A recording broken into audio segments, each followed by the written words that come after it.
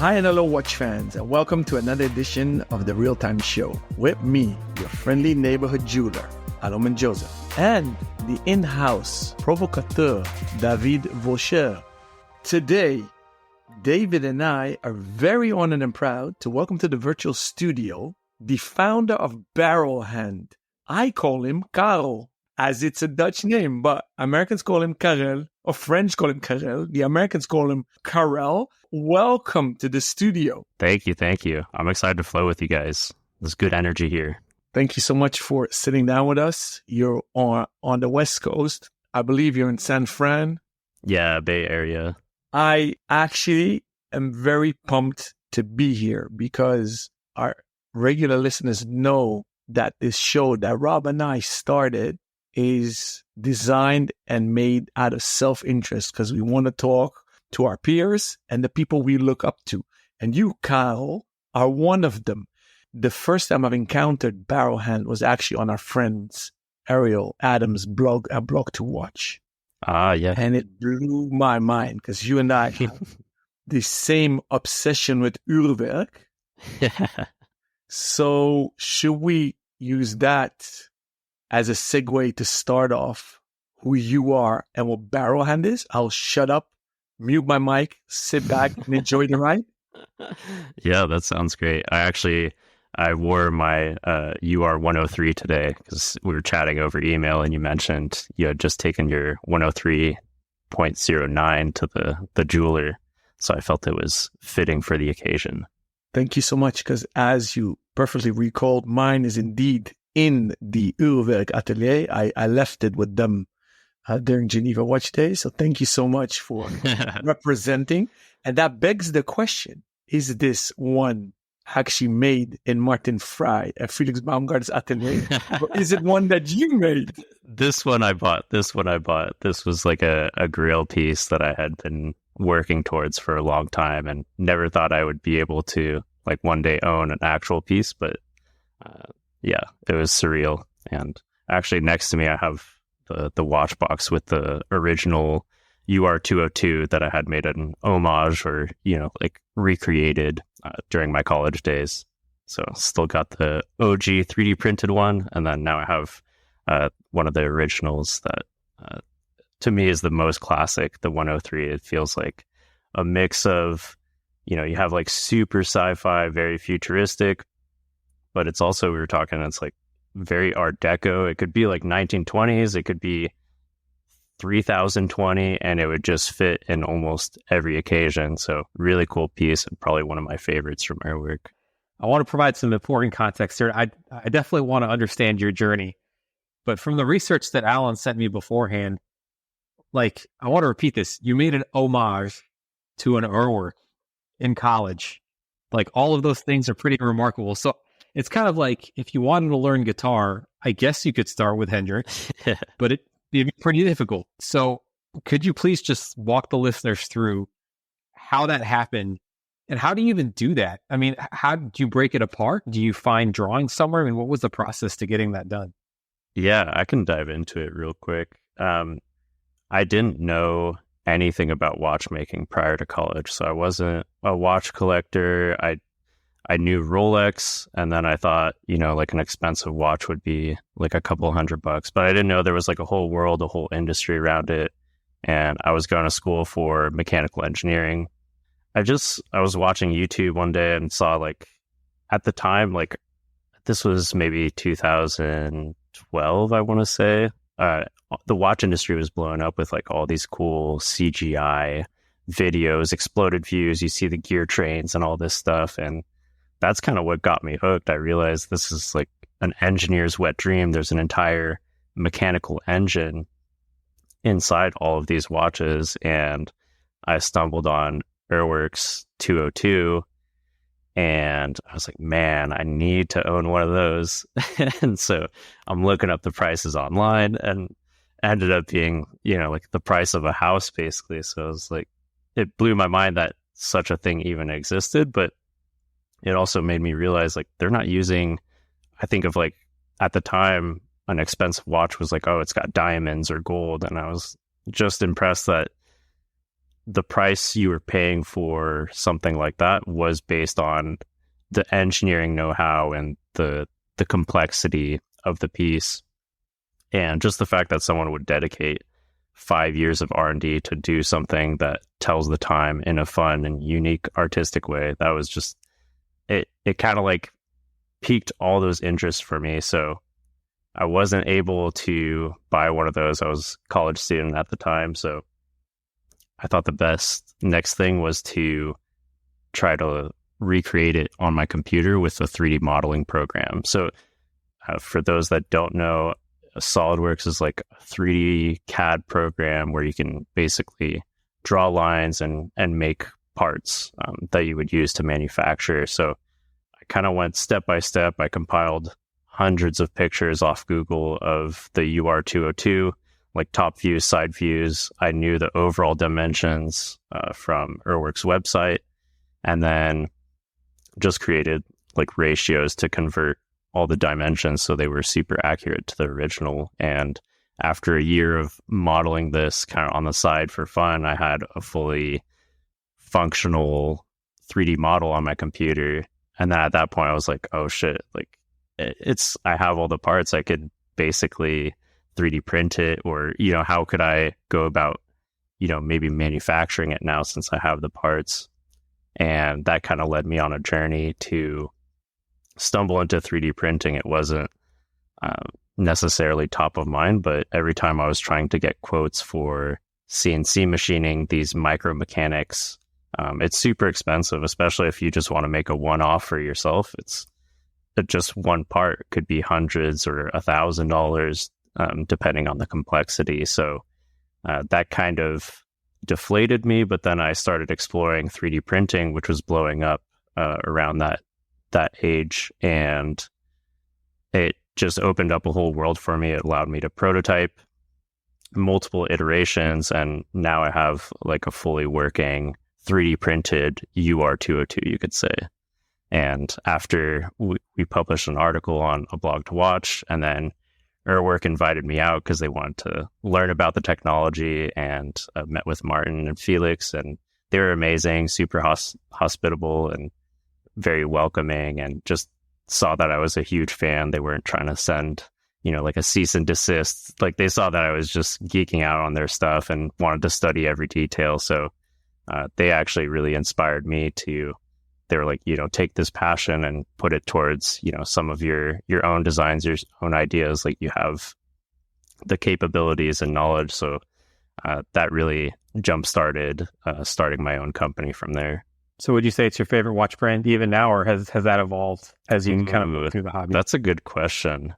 I still feel really strongly about Urwerk. I think they've just always been kind of the underdogs, and I think their approach to it really changed the game, especially if you go back to like their first pieces, like 1998, I think, and then 2003 with the 103. It's like no one was doing that at the time. So I have mad respect. They really, I think, opened up the world of watchmaking for a lot of people, that it didn't have to just look like, you know, 4 lugs and a round dial. And I think throughout human history, like almost every watch was like that. So it's funny how, you know, one brand, and, you know, MB&F was also a big part of this, but, you know, these brands really changed people's perception on what a watch could be beyond just a functional item. It became art. For our dear listeners that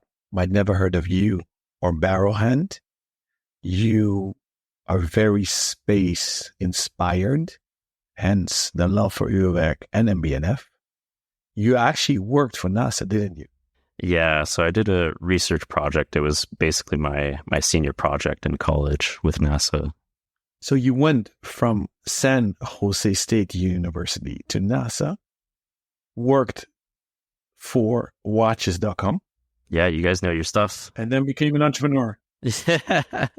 Yeah. And everything in between. I had been working on my first project, which was Project One. So since, you know, I would say like junior year of college or even sophomore year, After I had finished the Urwerk project, I was basically full-time on coming up with my own designs, and in between classes or in between studying for finals, I was just designing and prototyping Project One, which became our first flagship piece that came out 7 years later.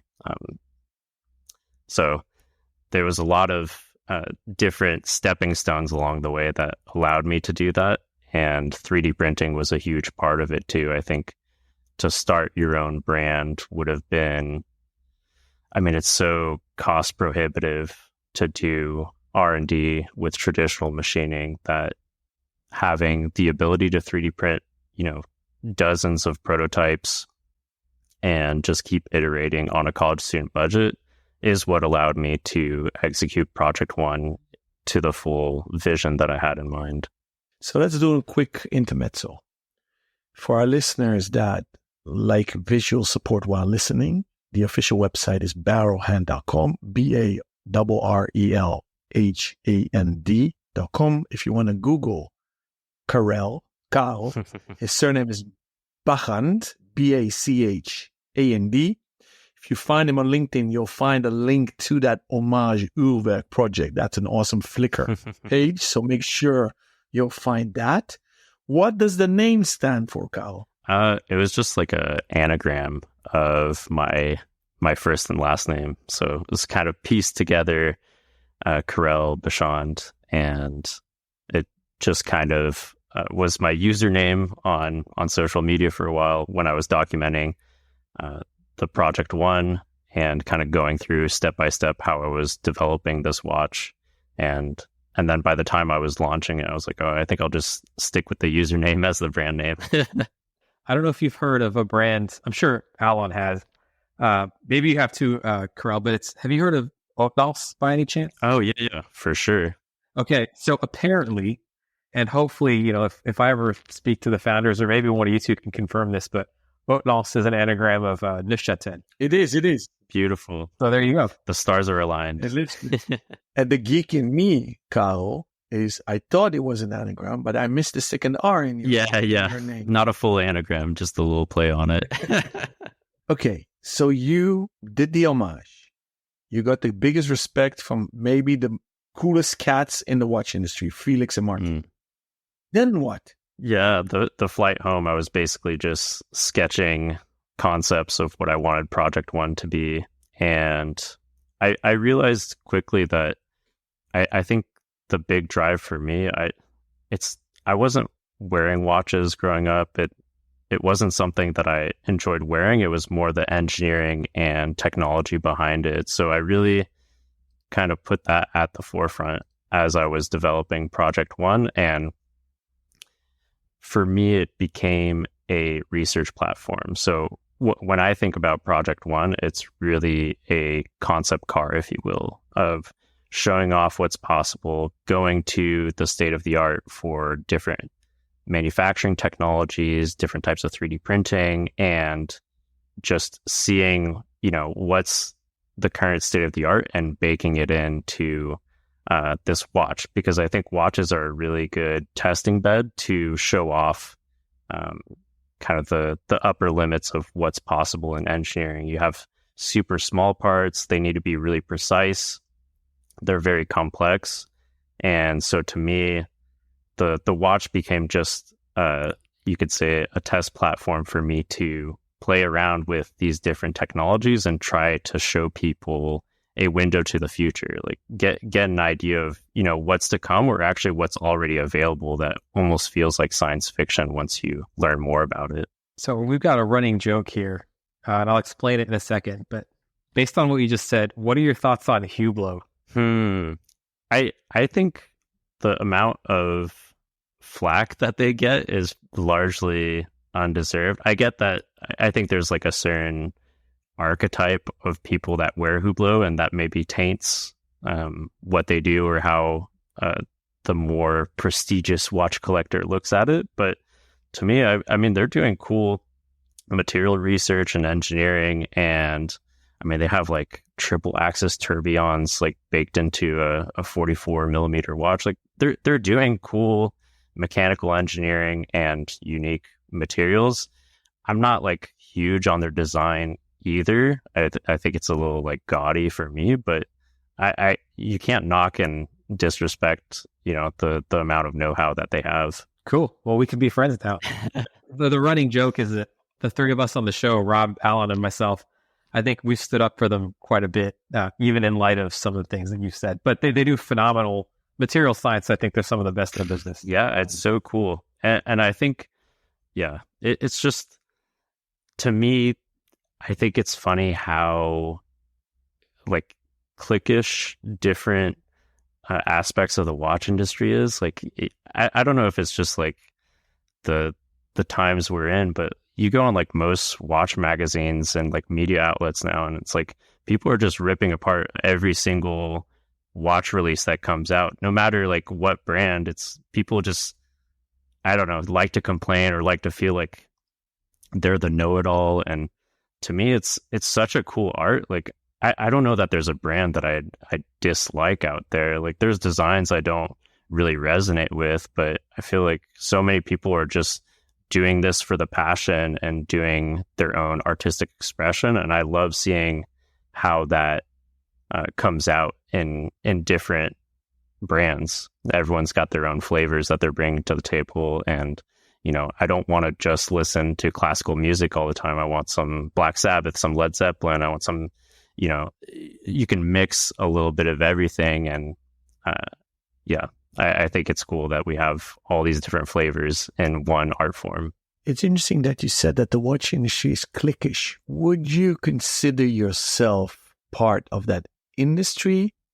I think during Project One, I was like battling that a little bit. I definitely felt like an outsider. I mean, the US has virtually no watchmaking infrastructure, at least at the time that I was developing Project One. And, the hub and kind of like the elite group is all coming from Switzerland. So it's just, I think I realized early on that I wasn't interested so much in the watchmaking side as I was with the engineering and technology. So, and now with Monolith and the projects we're developing, we're not even a watch company in my eyes. We're a technology company, and one of the first tools we're developing is Monolith. But it happens to be a watch, but to me, it's more representative of a hyper-functional tool that's built for a new application. I have two questions that I'm begging to ask. First one, have you met Josh Shapiro in South Cali? I have not met, but we've chatted over email. I had this idea a while back for this type of like guilloche style that we were brainstorming ways to execute, but he's a great dude. I love what he's doing. And I just love to see different expressions of the art here in the US too. And the last 10 years, there's been a pretty big push. And I think what will really strengthen the US infrastructure is, people working together. Everyone's going to have different skill sets, and there's not one watchmaker in the US that's going to be the jack of all trades. So what the Swiss have done really well is they've set up an entire network. They've connected the dots of this is the dial supplier, this is the case supplier. And then there's, these larger groups that basically, consolidate and kind of connect all those dots for people that want a one-stop solution to making a watch. And the US doesn't have that right now. And I don't know if it needs that, but I think what will really excel the development out here is people like Josh Shapiro or Keaton Myrick in Oregon.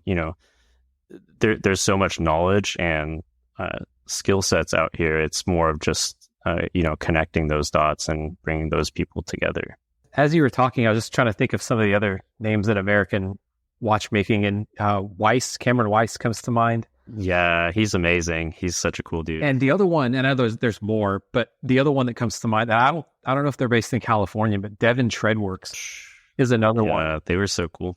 And as I'm thinking about it, on one hand, like you said, the Swiss have this infrastructure, but would you say that maybe it's sort of confines them a little bit to a lane. Whereas if you're in a place like the States where there isn't maybe that infrastructure, but there is a lot of just get 'em attitude. Everyone's like, well, I can't do the watches that exist now, so what can I do? And then you end up with things like Barrelhand. I mean, what are your thoughts on that? Oh man, I have so much to say on that, honestly, because I think, early on, I felt at a disadvantage because we were kind of like outside of the hub of the watch industry. But I realized, especially being in the Bay Area, we have so many other flavors that we can bring into watchmaking that the traditional watch industry is not connected to. Like 10 minutes from where I went to school and where I ended up doing my senior project was NASA Ames Research Center. So it's like you build contacts there, you learn, what kind of tools and projects they're working on. And we have like one of the biggest tech hubs out here. So you just kind of approach the problem differently, or you see new problems that maybe the watch industry isn't necessarily tuned in with. Like we have this new chapter of space exploration that, from my eyes, where I'm at, is completely blowing up. We're sending rockets almost weekly to go into orbit. We're going to the space station back and forth. We just had our first successful moon mission a couple months ago. It's blowing up, and to us, we saw that as an opportunity of, okay, there's this new chapter. It's super harsh, rugged conditions. It's largely uncharted. No one's building tools for it in the watch industry. I mean, there's been watches that have happened to work for that environment, but we saw that as an opportunity to build something from the ground up that meets those requirements for the next chapter of space exploration. We geek out on the market-based stuff, on the technical stuff. I was thinking about this, like 3D printing. I've done a little bit of it, but I think in a lot of people's minds, it's still just a hobbyist thing, and it's plastic filament, and it's kind of flimsy in the end. I mean, can you comment specifically on the techniques that you use? I mean, are they a watch obviously is to, go through magnetism, pressures, if it has a water resistance rating, just general kind of abuse over life, having it on your wrist. I mean, when you 3D printed it, did you have to compromise anything in terms of all of those attributes, as opposed to if you could just have someone do it in Switzerland for you? Or is this something that goes like toe to toe in terms of the final product once you're done with it? I think what excites me is because we're outside of the watch industry and we're really a technology company, we've just been connecting with some really cool leaders in different industries. And like you're mentioning, 3D printing, I think, is a really good example of that, where I know a lot of people still think of it as like, a plastic extrusion, and it's kind of like cheap parts, maybe for prototyping. And that's kind of what it was when I started out. And what blows my mind is in 2010, when I was using a 3D printer in high school, we had this state-of-the-art plastic printer. It was maybe doing 0.3 millimeters of resolution in plastic, and that machine costs like $100K. And now we're 3D printing for Monolith, for example, in just about any material you can think of. Like for Monolith, the material we're using is an aerospace alloy that you can only 3D print, and it's called scalmalloy, and it's the weight of aluminum but the strength of titanium, and we're printing that at around 0.02 millimeters in print resolution. So it's just insane. You can basically print the tolerances straight into it. There's no pores like what people think of. It's a solid monolithic crystal structure when it's printed, and we can do some funky stuff that you would never be able to do with CNC machining. So like, for example, with Monolith, we need to insulate the internals as much as possible. For space exploration, it gets to minus 120 Celsius to plus 120 Celsius. So super harsh conditions, and we basically 3D printed an air core straight into the 3D printed chassis, and it acts as, kind of like a double pane window. It just creates an air pocket and protects the movement or engine even more. So it's things like that where I get really excited because you're introducing new materials. The print resolution is getting, beyond where you can almost bake in tolerances, and you're able to do complex geometries that would have been impossible to do with CNC machining. I think the Swiss tend to have this view of like, we're good. We know what we're doing here. Is this something that they looked at you and they were like, like we should try that?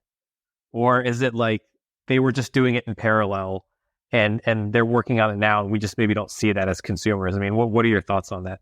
I think so.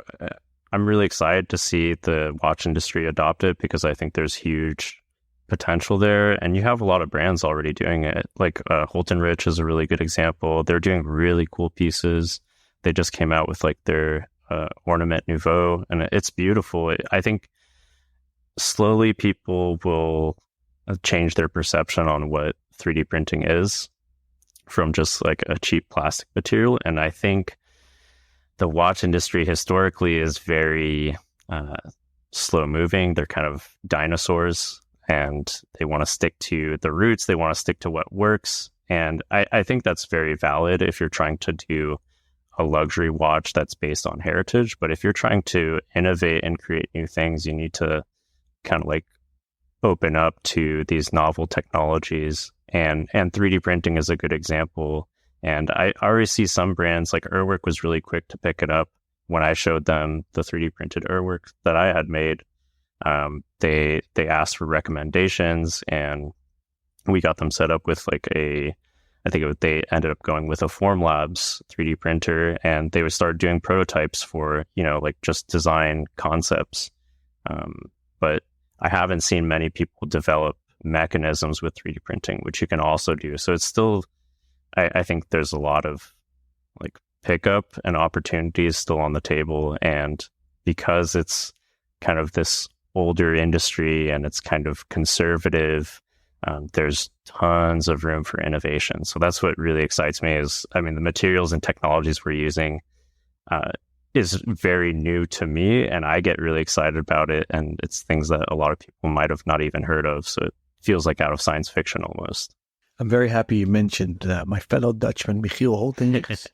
Besides the two of you, who has serial produced watches that are 3D printed besides you two? I remember there was a Vortic watches, also US, and they were taking like old pocket watch, like American movements, and kind of retrofitting into 3D printed cases. But to be honest, I don't know of many brands that are doing it. I think Holton Rich is really at the forefront of changing people's perception, creating something that's like really beautiful and not what people think of with 3D printing. And then for us at Barrelhand, we're really focused on the technology side of kind of pushing the limits and introducing this technology more from a functional standpoint.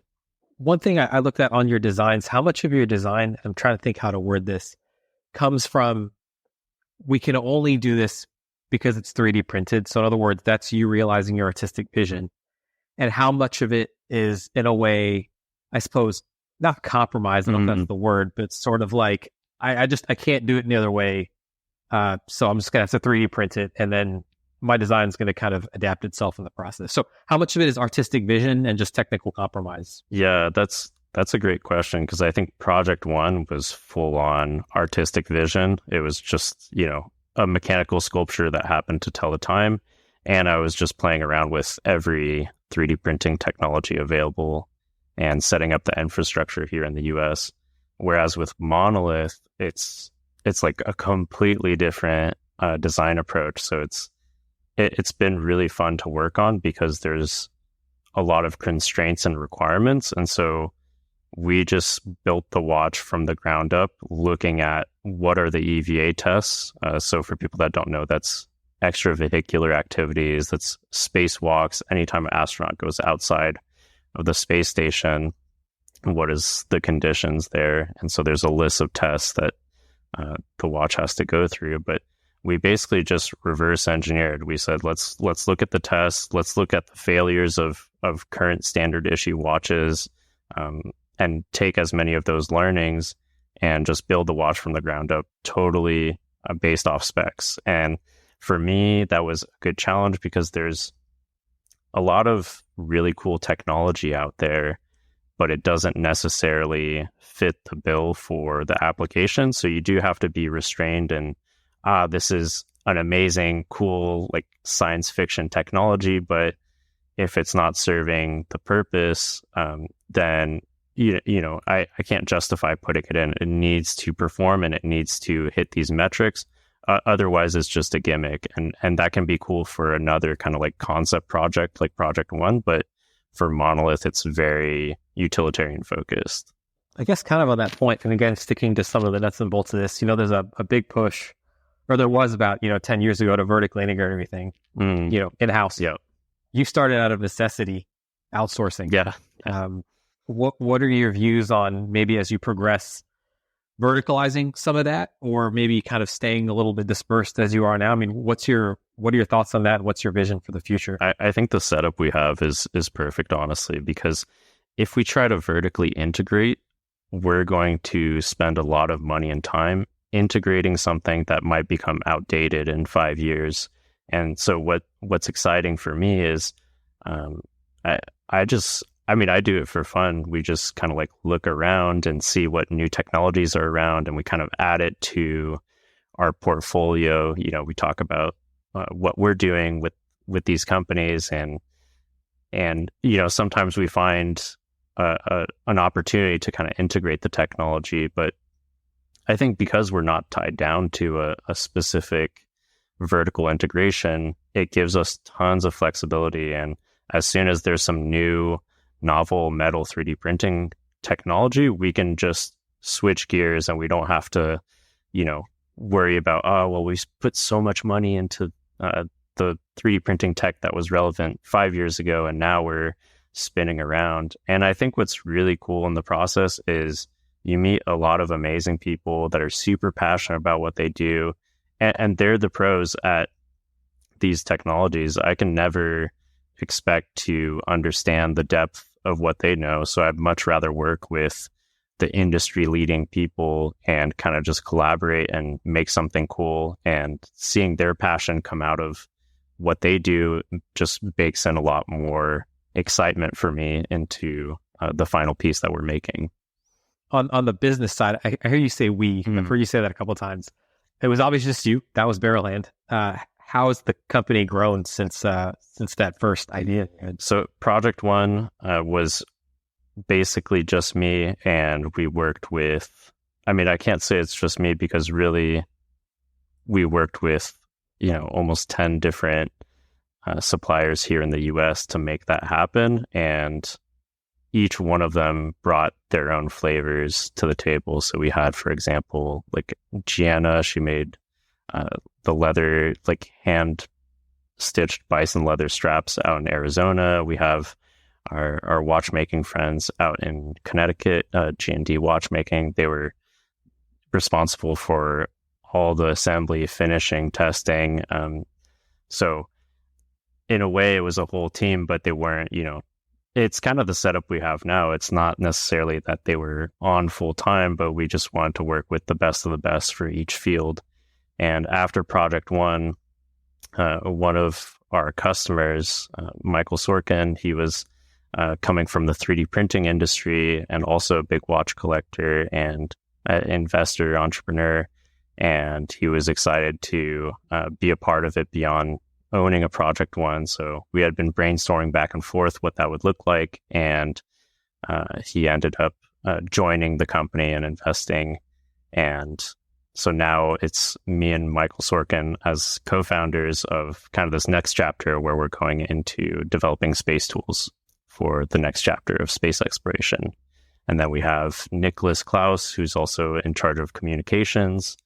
And then the rest is basically all a supply chain we've set up of different partners and manufacturers, like Materialize in Germany. They do 3D printing. We have Nanofiche technology out in Rochester, New York. They're doing the memory disk integration. So it's all kind of a collab effort, you could say. So I want to focus in on something you said because it dovetails perfectly in my next question. And I think it's super important because what you said was you're basically a supplier of space equipment, to paraphrase. But you're obviously selling to consumers. And I think that's very similar to a company like Marathon that supplies military, and they happen to sell watches to consumers. So where I'm getting at with this is that something that comes up a lot between Alan, Rob, and myself, just three of us then on the show, is that the watch market is taking a downturn.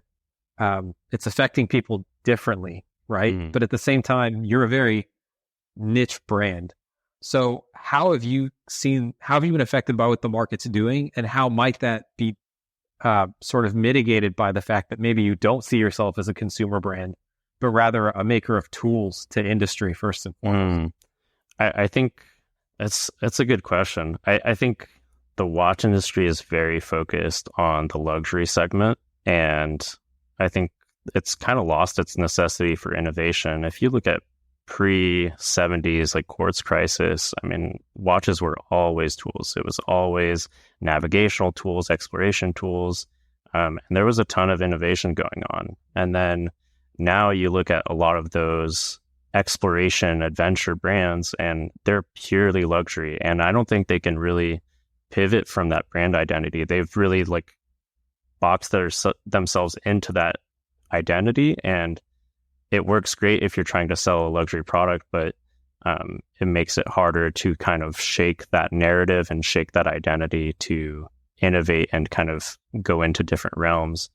So for us, I see it as a huge advantage where we're very flexible, and I don't feel that what the watch industry is doing is really affecting us. It's true that that's maybe our target demographic in some ways, but I feel like I miss the days of brands just doing stuff because they feel passionate about it and not necessarily doing it because they think that that's what's trending. Like, oh, well, you got to do blue dial this year or green dial this year. It's like the brands that stand out and I think will continue to thrive are the ones that are doing just really cool and unique stuff, and they're doing their own thing. And yeah, the rest is in the stars. So for me, I don't really think about it too much. I just focus on what we're doing. I see this next chapter of space exploration. I personally get really excited about it. We're basically going, we're already setting up infrastructure to build moon bases. It's coming quicker than people think, and we're right on the pulse of it. And so we're focused on building tools for this next chapter that can meet all those requirements. And I think with that, one, it's a huge industry that will boom in the next couple of years. It already has. And you also have a lot of people that want to live vicariously through it. Maybe you and I won't be going to the moon anytime soon, but to kind of be a part of that next chapter and own an actual tool that astronauts are also using, I think is really alluring to live vicariously through it. It's almost rhetorical. I love the triple F, form follows function. I guess you guys are all about that. Now, let's talk about the functionality, because it seems a bit like a boy's science fiction dream. So you're saying you literally are making watches that can be used in space and on different planets. So maybe for the ignorant people like me, let's walk through the Monolith, because Project 1 is a closed chapter, right? Yeah. You made 10, 30K a pop. You lost a lot of money there because everybody can imagine you didn't make money. Yeah, basically. So you're a man on a mission, literally. You're currently working on the Monolith. It's only $8,750.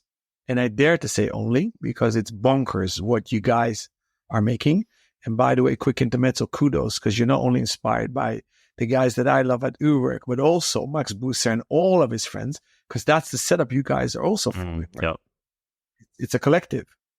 Yeah. Yeah, that's awesome. So it's another tribute to MBNF. Right now, our dear listeners, you can pre-order a Monolith by Barrelhand, down payment only 20%. That's refundable, right? Yep. Is it a limited edition? Is it an open run project? Let's talk commerce, and then we go back to daydreaming again. Deal. Yeah. It's a non-limited series, so we're really focused on the astronaut application. That's what's driving this project.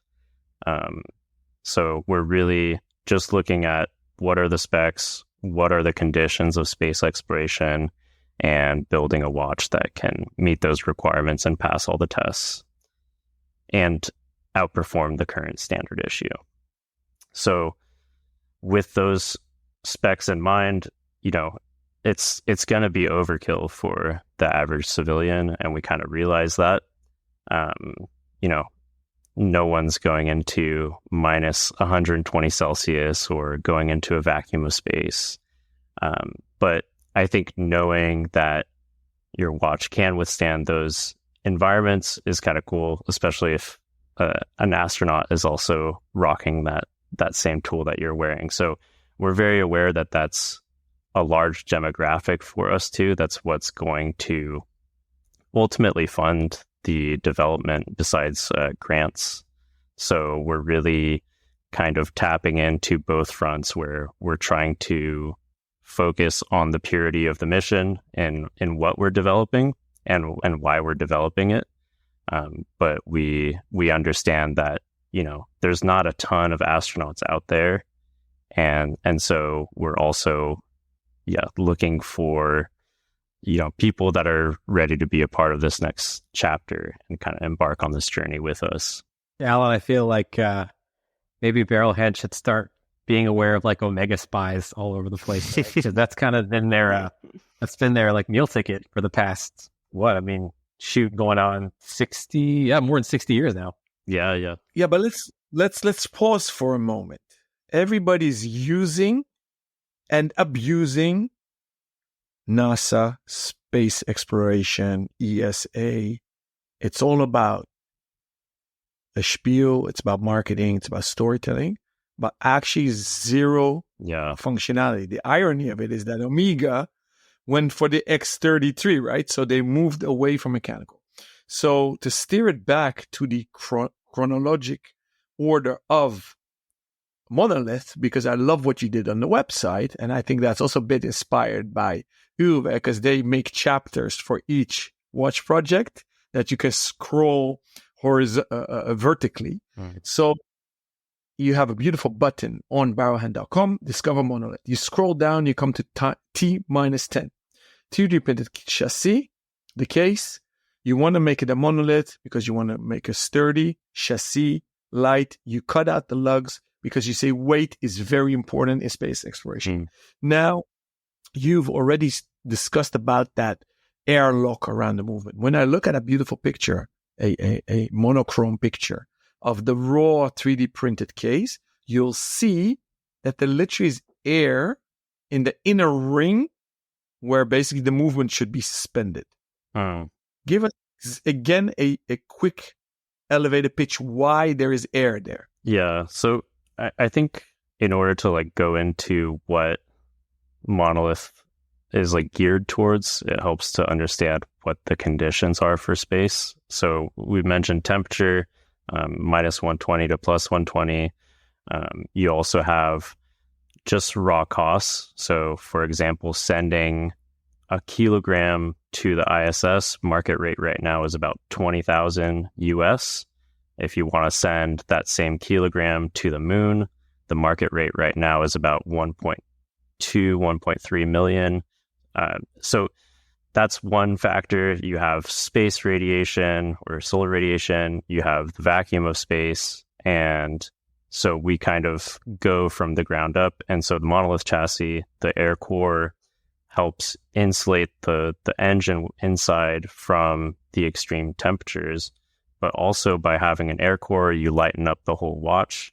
And the finished entire, you could say, monolith is right around 1 ounce. So it's ultra lightweight. It's not because we're trying to hit some ultra lightweight record. It's just out of functionality. It reduces cost to get it up to the space station. So it's kind of like a two-form function. Yeah, so literally triple F form. Yeah. function. Now, it begs the question: has it been on a astronaut's wrist already? Not yet, but we're working on it. So that's definitely in the horizon. We're talking with people at NASA to make that happen. As you can imagine, there's a lot of bureaucracy and red tape. We can talk about it off air too, but for Omega, it's their $1 billion baby. They want to protect that kind of historical effort. And for us, we're just focused on the functionality side of it. So we have a few people lined up and interested, and now it's kind of going through the next step. So we just finished all our final testing. We're kind of going through all the EVA testing in-house. Next step will be doing an official certification and then ultimately get it up on the space station.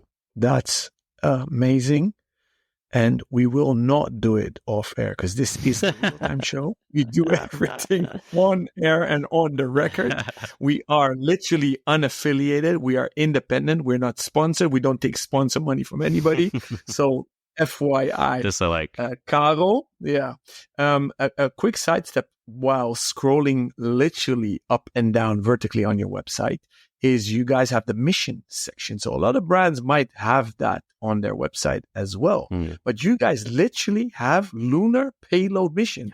Yep. So you had stuff go up into space. Yeah, so we had our first successful hardware integration in March last year. It also this year actually, 2024. And that marked the first time the US had gone back to the moon since the Apollo mission. So we were the first watch brand to touch the moon since then, you could say. And that was with intuitive machines. And now we're also gearing towards 2 more missions. So we have a moon mission lined up end of this year. We're partnering with the United Nations, UNESCO, to do a lunar time capsule project with them, kind of like a moon museum, you could say. And then we have another hardware integration next year with Astrobotics, another leading U.S. private company for moon landers. So we're on all the major upcoming moon missions for basically the next chapter of NASA's CLIPS program, Artemis program, to develop a base on the moon and a permanent presence. That's awesome. And actually, I think, Alon, you were the one that coined the expression that the real-time show was the Rolodex of the industry. I think we're all about connecting people. And I guess, do I remember correctly, Alon, was when Rob was working with Fortis, was it to basically send their watches up on an atmospheric balloon for testing for space? Is that correct? They did indeed. So Rob was actually at that Swedish space base, not station, but base, where they shot, I believe, 12 Fortis watches into space. Yes, I remember. They're doing cool stuff too. They are. But you guys are literally light years ahead.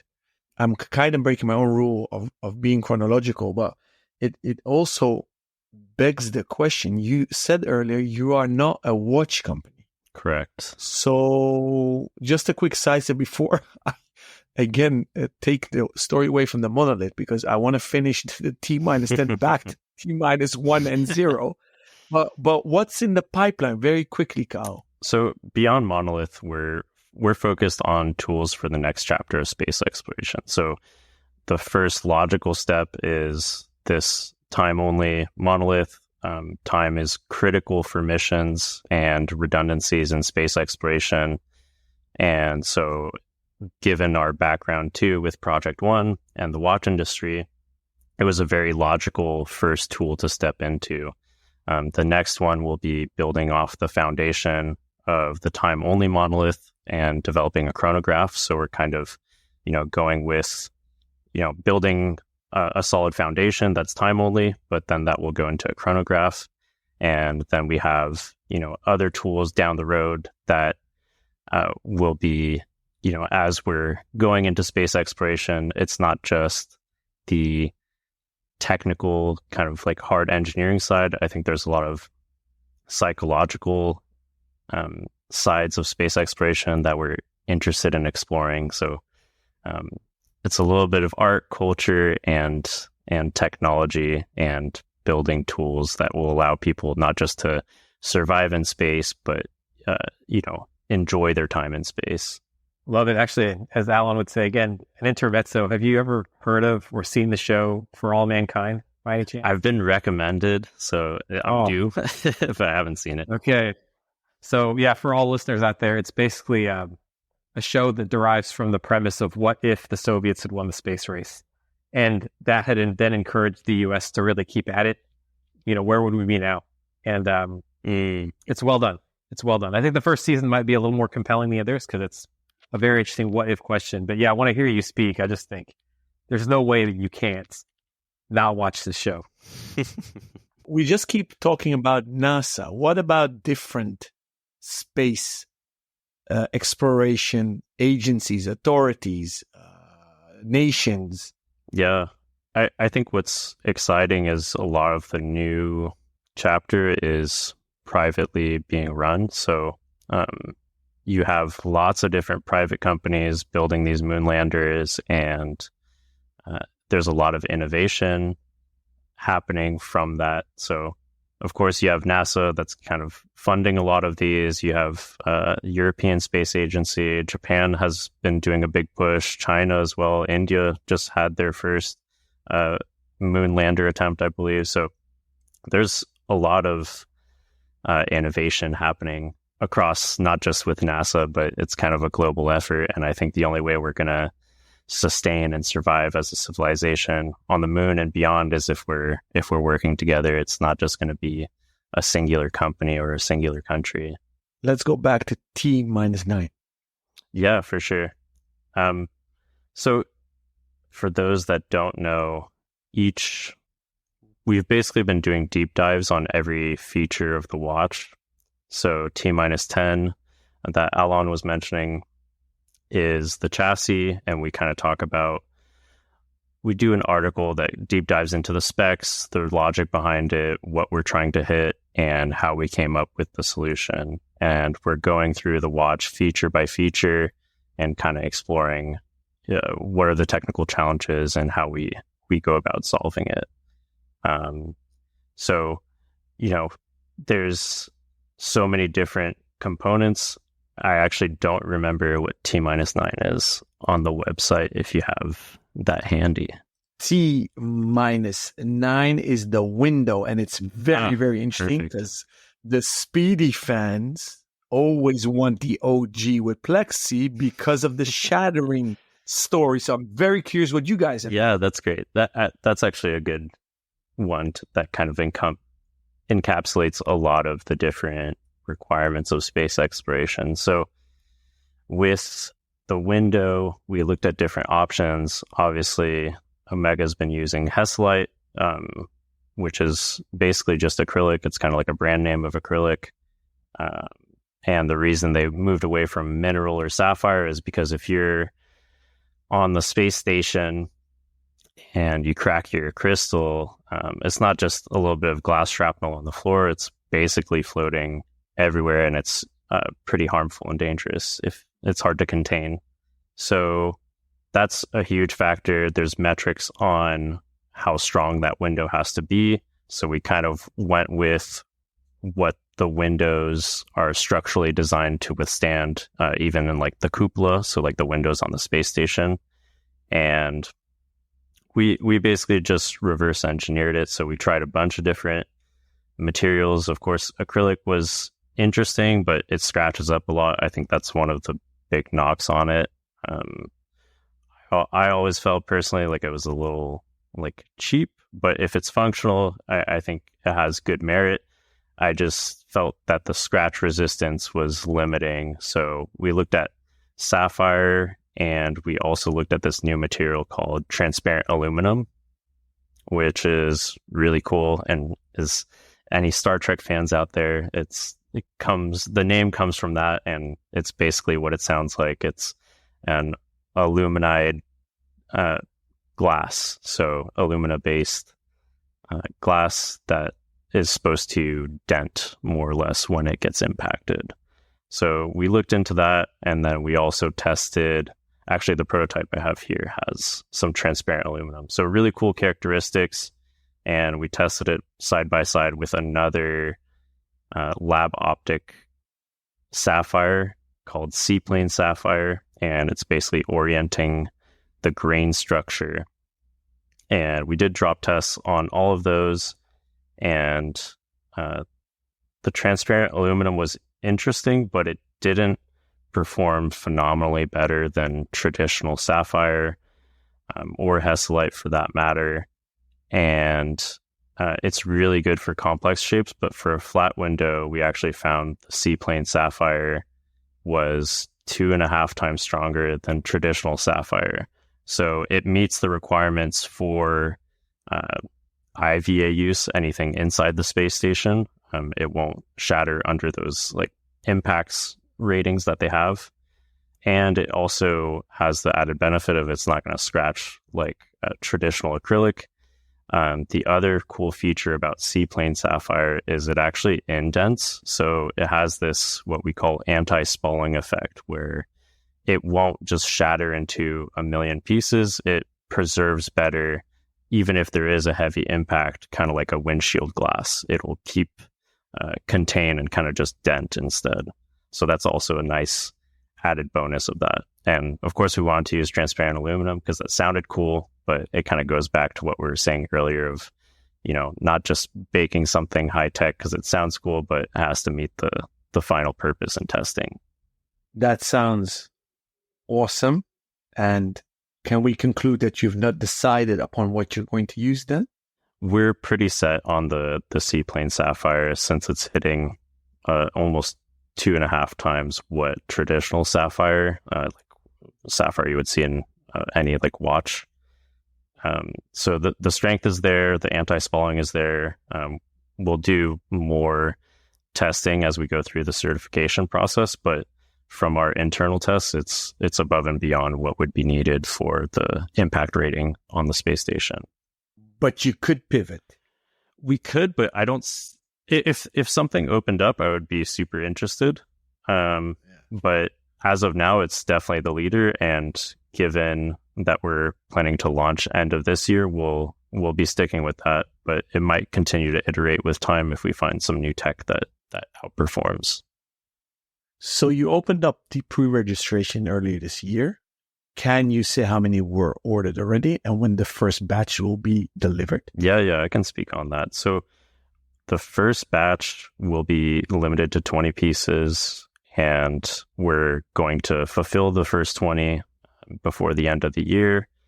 And we haven't really announced or launched it, but we already have more than half of it reserved. So the next batch will only take a few months after. It'll go into 2025, and we'll be fulfilling those accordingly. The next batch of 50 to 100, and we're not limiting it, so it's just going to be as we produce them. Basically, we'll be sending them out.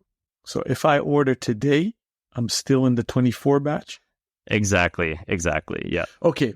So T-8 case back. That one, it sounds kind of boring because a case back is, you don't think about it much, but it was an opportunity for us to explore hardware and servicing standards on the ISS. So with the case back, we looked at different, you could say, water resistant solutions or pressure resistance in this case. And there's also different tools that are not necessarily available on the space station. So they don't have, a watchmaking bench up there. So we kind of went at it as a more engineering approach, you could say. And so all the hardware that we're using on the case back is standardized Torx T6 hardware, which can be found on the ISS. It's easier to work with from people that we've talked to. There's been servicing done on Omega Speedmasters up in space. And you can imagine a flathead screw, it just slips, and you're also in a zero gravity. You have to strap it down. So we kind of looked at what tools were available and how we could simplify that whole process to make it as plug and play as possible. T-7, airlock crown. Of course, my pride and joy, orange crown. Yeah, that was a fun one, actually, because we ended up doing a lot of real world testing with it. And so the airlock crown, we wanted something that was resistant to the temperatures and vacuum of space. So that was actually one of the gripes and a lot of the failure points when they were doing EVA testing for the Apollo program. I forget the other brand. I think it was Rolex and Longines that didn't pass the EVA tests, and almost all the failures were coming from thermal vacuum testing. So it's basically you're in an extreme temperature and you're adding the pressure of being in vacuum. So you kind of have this back pressure effect. So we really wanted to focus that feature of the crown on these metrics and learn from those past mistakes. So we kind of went overboard on it. It can definitely perform in vacuum in space within those given temperatures.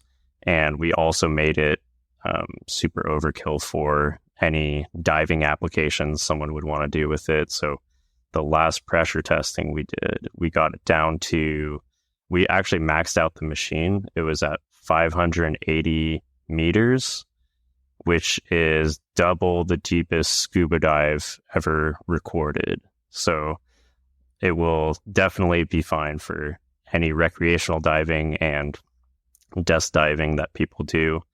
The other cool feature that we baked into it was its ability to be operated in these environments. So, for example, if you wanted to change time zones underwater for some reason, or even just wind the watch, you can do that too. So we were playing around with that for a while. We have a couple dives that my business partner Michael went on, where he would go down and set the time underwater, pop it back in, and it's really cool to see, because I think you're always told not to pop out your crown or even unscrew your crown during any water activities. So this one's kind of overkill to where you don't have to think about it and you can just use it in any environment however you want.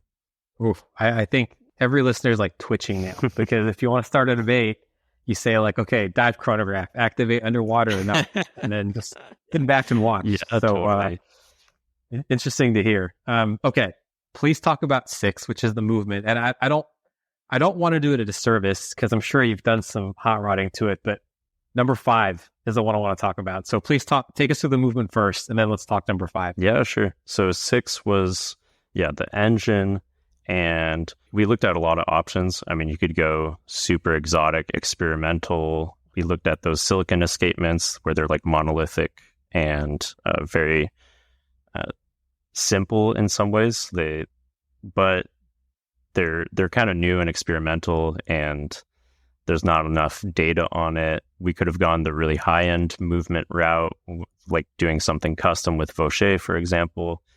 But we realized, if NASA was approaching this problem, how would they go about it? They're not going to go the artisanal, beautifully finished route. They're going to go with what is the most robust, like you could say mass-produced, something that is scalable and can be really refined over time. You don't necessarily want something artisanal. So we ended up going with the Sellita SW300-1B, and then we modified and upgraded it for our specific conditions. So what I loved about it is there's probably millions of those watches already out with that movement in the world, and they've gotten a lot of field data and refinements over the last 2 decades almost since they built that movement. So it's a really optimized system, and then we just worked off of it to make it fit for the space application.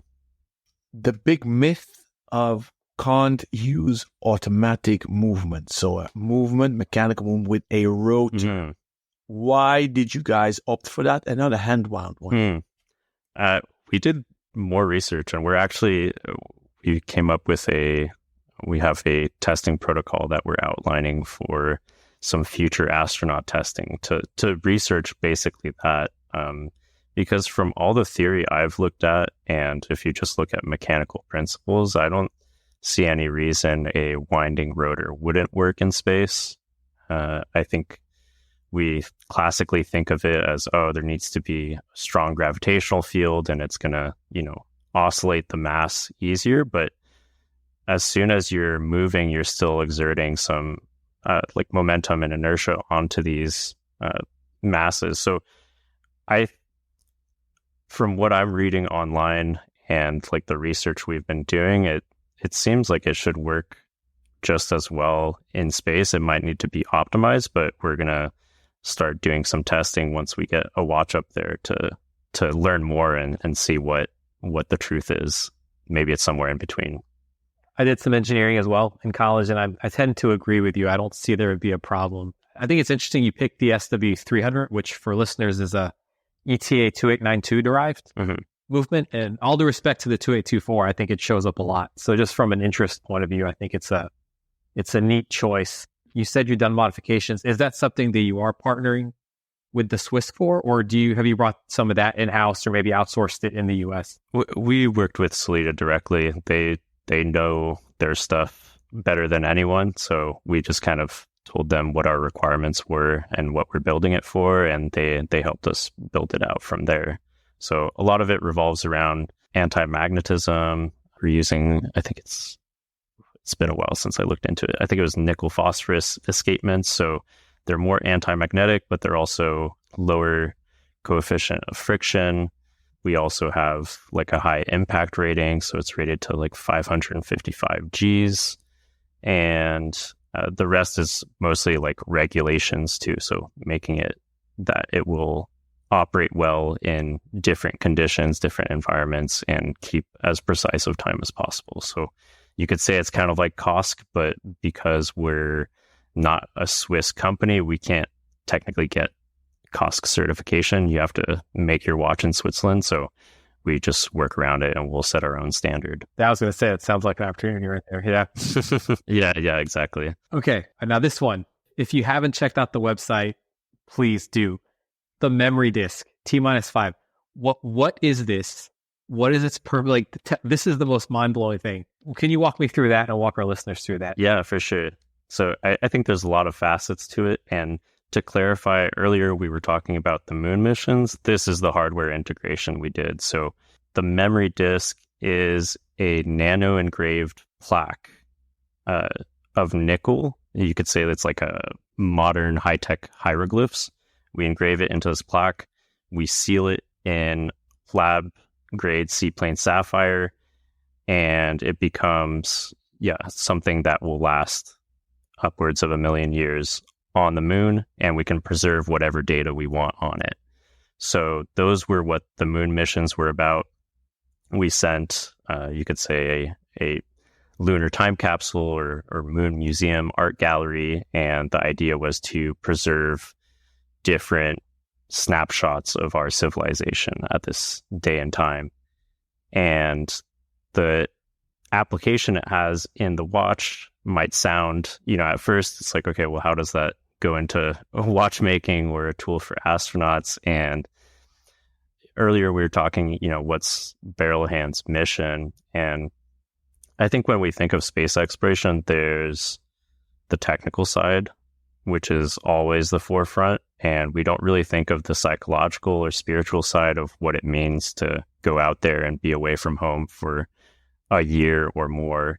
And astronauts that go up and are out there for extended periods of time, there's this phenomena called the overview effect or lost Earth syndrome. And it's kind of, you can imagine if you're, super far away from everything you've ever known and you're just looking at it as an observer, it can be pretty trippy and existential, and you get a lot of reflections on what it is to be human. And so there's not a lot of emphasis on psychology in space exploration. You have a lot of engineers approaching this problem. So we wanted to bake in a little bit of soul and kind of address that phenomena in our own way. And I think watches are already a really good totem or talisman. You kind of carry it with you. It becomes a sentimental piece in a lot of ways. And the memory disk that we're putting on the back of the watch is kind of that connection back to home. It's baking in cultural artifacts from around the world and kind of helping an astronaut be grounded in, where they came from in a way. And everything is reverse readable. So it's not just like a USB drive that you'll need some tech to unencrypt it and use it. You can actually just look at it with a magnifier and you'll see hundreds of different artworks from around the world, from Van Gogh to Monet. And we're preserving different languages from around the world. So that's our partnership with UNESCO to preserve their constitution in, I think it's 275 different endangered languages. So just lots of different cultural elements to kind of help bridge that connection to home. And that we're using a really cool, novel technology to make that happen. And it just looks amazing in person. It's kind of like a science fiction token that it's in the back of the watch, and a carbon copy of that disc is also now on the moon and will be in 2 other places on the moon at the end of this year and next year. I think that's fantastic. And I think it's speaking for the aliens that might find this in a million years, I think they'll appreciate you making it easy for them. It's kind of like Easter eggs a little bit. So we're, our plan is the memory disk itself is kind of a nonprofit initiative to do cultural preservation. And we want to integrate it into as many space modules. So right now it's lunar landers, but we want to get one on the space station, on astronauts with the monolith itself, and kind of create this little Easter egg of our civilization. So if a million years from now someone visits us or our civilization continues to advance, we can kind of look back on that. And we baked a lot of little hidden gems in there too, not just, a little bit of everything. There's flavors from all over. You should have ended on that one, but there's 2 more that I think out, because it's literally out of this world to hear you say that. But the other stuff is awesome as well. And I think Alon was going to walk us through the last 2. Yeah, sure. Before I do so, is the disc customizable, Karel? We've had a lot of questions on this from current customers as well. And generally speaking, we don't offer any customization. We want to make a standardized unit so that whatever you're wearing is a carbon copy of also what's preserved on the moon. And we also spent a lot of time curating this. We worked with different museum archives and philosophers and just trying to get a sense of what's worth preserving. And it's not going to be perfect. Everyone's going to have their own opinion, but it's, a reflection of the art we wanted to put onto it. And the exception we would have is if there's a mission specific objective. So for example, if, say there's an astronaut or an organization that would want to put topographical maps as like a backup redundancy of where they're going to explore on the moon, of course we would entertain that. It's just the cost of producing is extremely expensive, especially for one-offs. So we, in a way we say no, but if there's a really good use case for an astronaut application, not just like, oh, this is my dog and my kids, then we would definitely consider. Going to T-4, the monolithic dial. I was actually surprised that you guys opted for ceramic, because what us mortals and civilians know, ceramic is very scratch resistant on the surface, but relatively rather brittle, if I may use that word. I don't even know if it's the correct word in English. But what is Aerolite X1 ceramic? Is that more shockproof? Yeah, so it's derived from, so we worked with RC Tritech on this. They're the kings of superluminova. They basically supply the entire watch industry with superluminova, and they were super rad to work with. We presented the problem, and they helped us come up with a solution along with Les Cadraniers de Genève, which is FP Journe's dial manufacturer. So it was kind of a trifecta of minds with Black Badger as well, which is also the loom wizard. So all four of us kind of got together and just started brainstorming ideas. And the Aerolite ceramic that we're baking in is a derived version of Lumicast, but it's built for the specific EVA requirements. So temperature, as you mentioned, shock resistance, and just not having degradation. That was also a big concern for us. There's just a ton of solar radiation. It eats up dials. If you look at the early EVA tests for the Speedmaster, there was a loom that was falling off after the tests and a bunch of other stuff, but it was by no means perfect. So we wanted something that was super rugged and monolithic in a way because of the simplicity of it. So there's no paints, there's no adhesives. It's basically two pieces of titanium that sandwich a Aerolite ceramic component in between, and then that ceramic is baked in with the brightest loom commercially available from RC Tritech. But I should also add that the ceramic is a big advantage is that it's temperature stable. So you have the ability to not have something that's expanding and contracting, which can snap over time. So if you have like traditional dial feet out of brass and then it's going into a steel dial or something like that, you might, because of the temperatures, it might expand and contract and break. But with the coefficients of expansion for the ceramic we're using and these like titanium sandwich dials, it all kind of expands uniformly, and there's very minimal thermal expansion from it. Amazing and bonkers. And I'm quite sure Rob Nuds is bummed out he missed this recording, and he apologized up front because he's traveling. He's actually hanging out with a cool cat called Black Badger. Ah, nice. Yeah, and I think Rob Nuds is a part of Archanaut. They're a super rad team also. Love those guys. Got to meet them in San Francisco last year. Correct. So very well. Now, T-3 is the last one you guys elaborate on your website while recording, because T-2 is coming. I thought you guys made a typo when you wrote that it's 555G impact resistant, so 555. Please tell me that's a typo.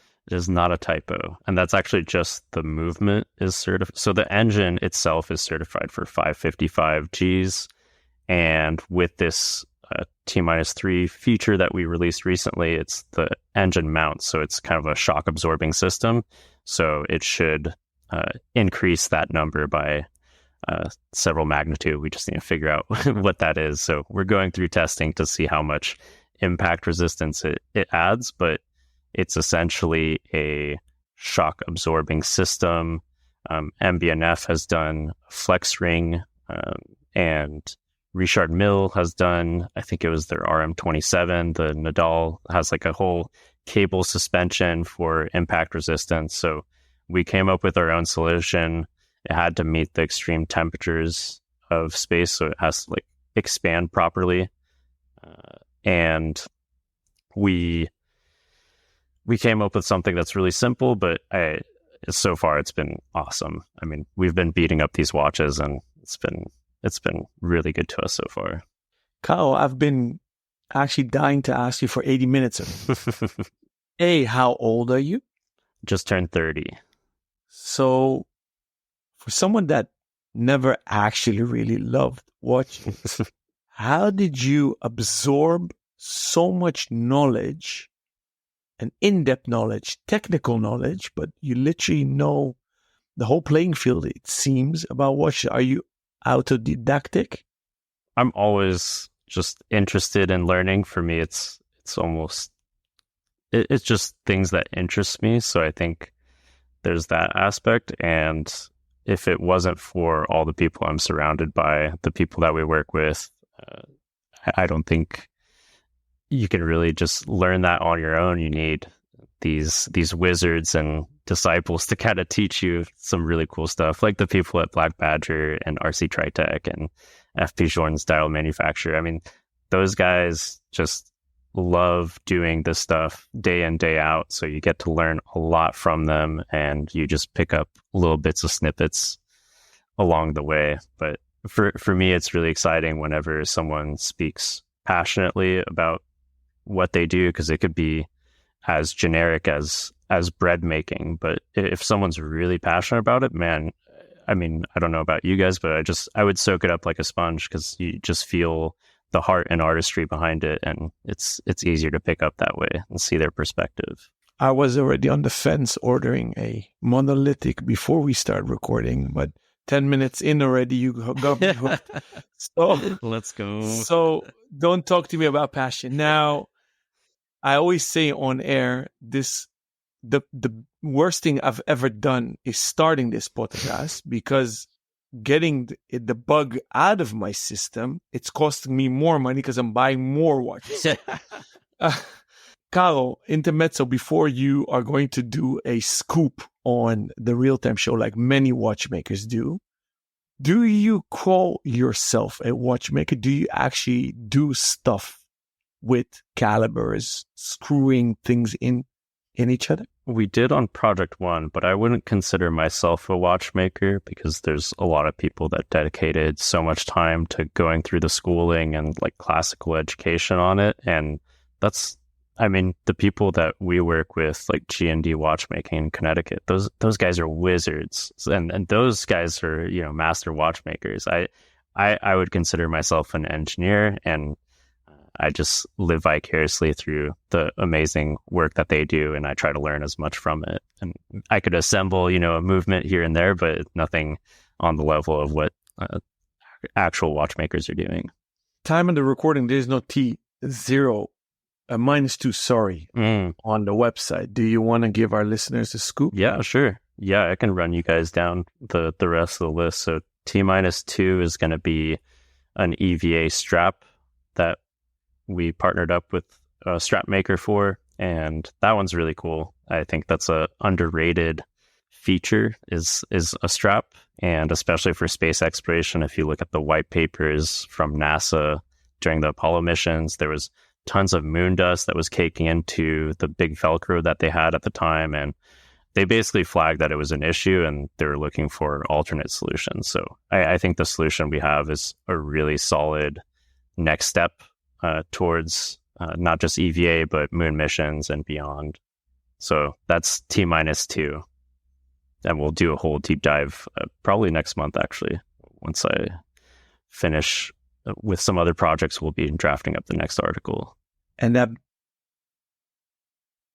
So T-1 will be, you could say, the launch of the watch and all the EVA testing that we've been doing. So we'll go through, you could say, the fundamentals of what it takes to certify a watch, what kind of tests it's being exposed to and why, and hopefully provide some hard numbers on where we hit those metrics, and you know, learnings along the way too. I think this Monolith project is going to be ongoing, and so, you know, even with the first batch of 20, we won't have official EVA certification yet. We're going through all the testing internally, and our goal is that type of testing is extremely expensive, so we're going to use, you know, the first batch of 20 is going to help fund further EVA certification.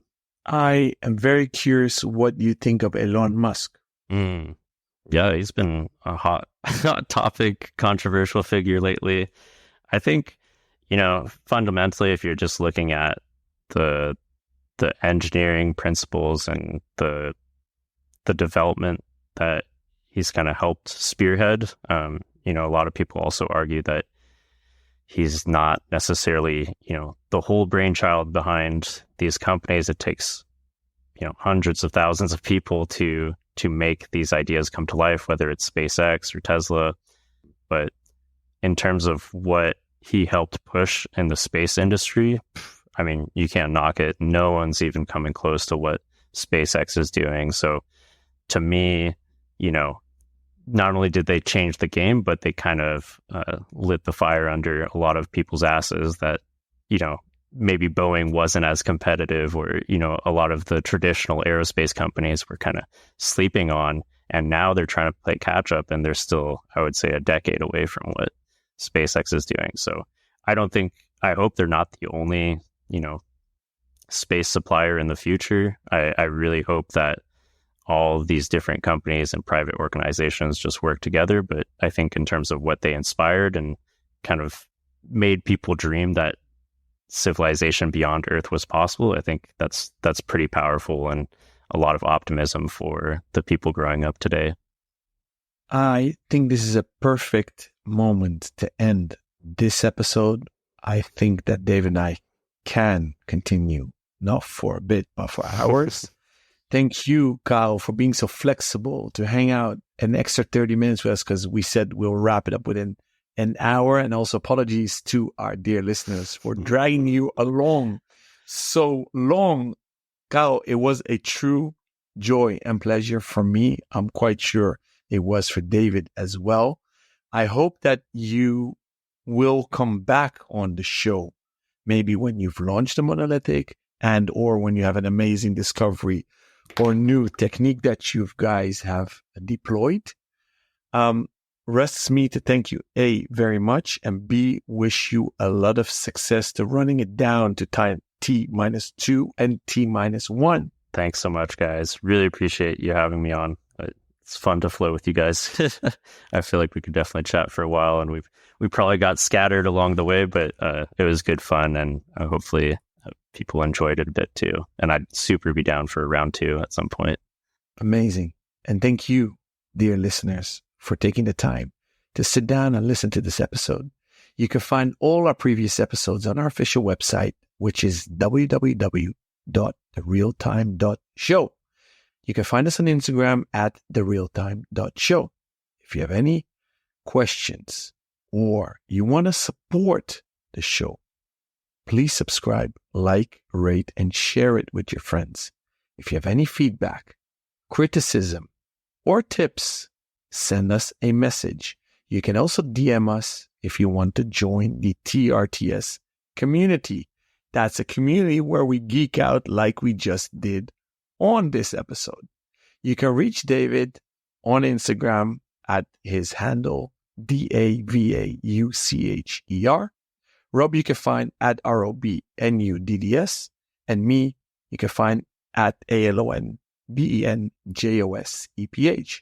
And if you prefer to send us an email, you can just add our first name to the address at therealtime.show, which is the same as our IG handle. Stay sane and keep on ticking.